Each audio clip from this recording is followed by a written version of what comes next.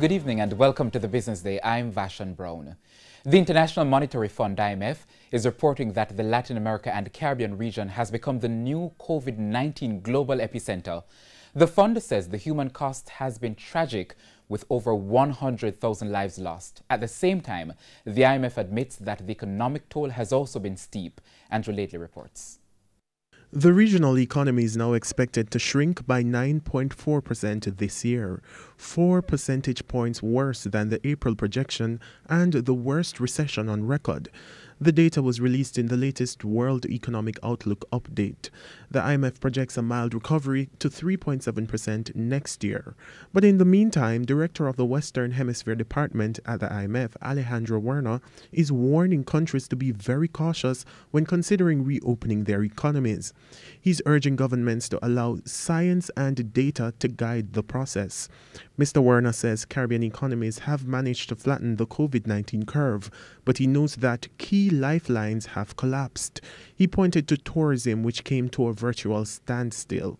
He also noted that although borders are reopening, international tourist arrivals aren't expected to return to pre-crisis levels until 2023.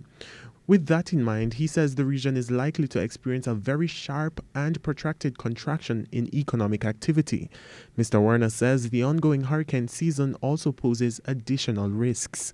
Andrew Lately, TVJ News. The Bank of Jamaica BOJ has decided to hold the policy interest rate unchanged at 0.5% per annum. The BOJ says the decision is based on its continued view that monetary conditions are generally appropriate to support inflation remaining within the target of 4 to 6% over the next 2 years.